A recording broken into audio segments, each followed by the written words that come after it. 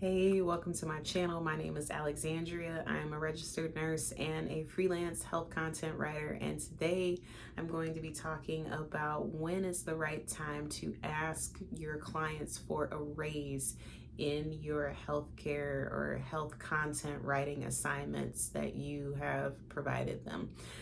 If you like what you hear, please subscribe to my channel. Okay, so let's get into it immediately. When is the right time to ask for a raise, y'all? I feel like there's really no right or wrong time or hard and fast rule for this. A lot of people will say that, they follow the traditional method, which is to look to their employer. Okay, well, most employers will usually give you an annual raise.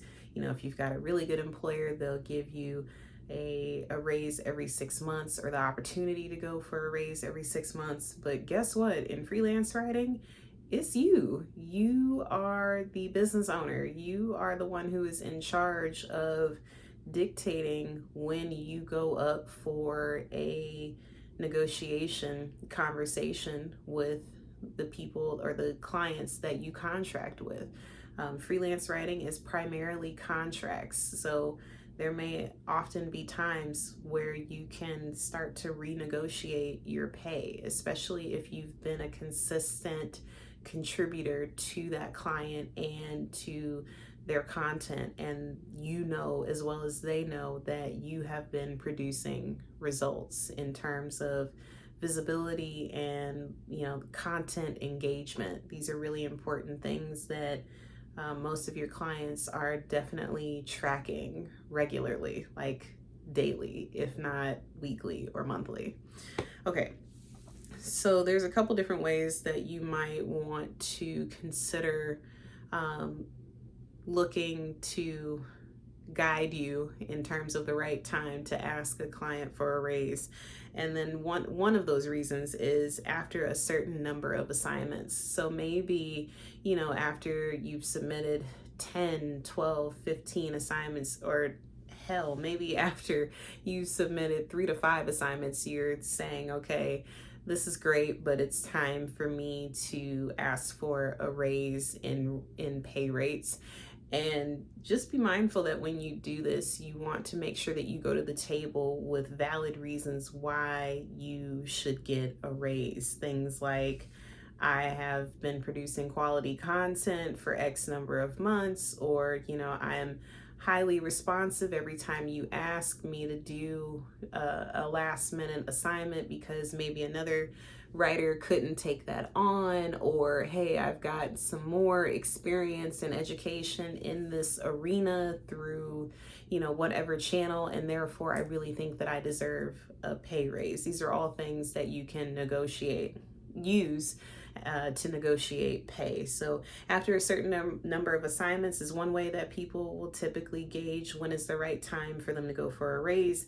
Another time is after a certain period of time in general. So again, some people like to follow what employers have really kind of mandated and really put out there as the norm, which is that after 12 months, you get a pay raise. And you can wait that long, but I highly recommend that if you're going to do that, that you really are okay with that. Don't let someone else dictate to you what your rates should be after 12 months of you giving them quality content and giving so much of yourself and not having seen an increase in your value or in your pay. And then another way that people typically will use to gauge when they should be going and talking to a client about their pay raise is really just saying, okay, well, whenever I feel confident to explore this conversation about my skill set. And this is an okay way to go. And I say this because in my own experience, I have paid a lot of money to kind of get myself in rooms and in spaces with people who really help me understand that my success, not my success, but my experience and my voice are worth more than what we may have originally discussed. And business is all about negotiations, you guys.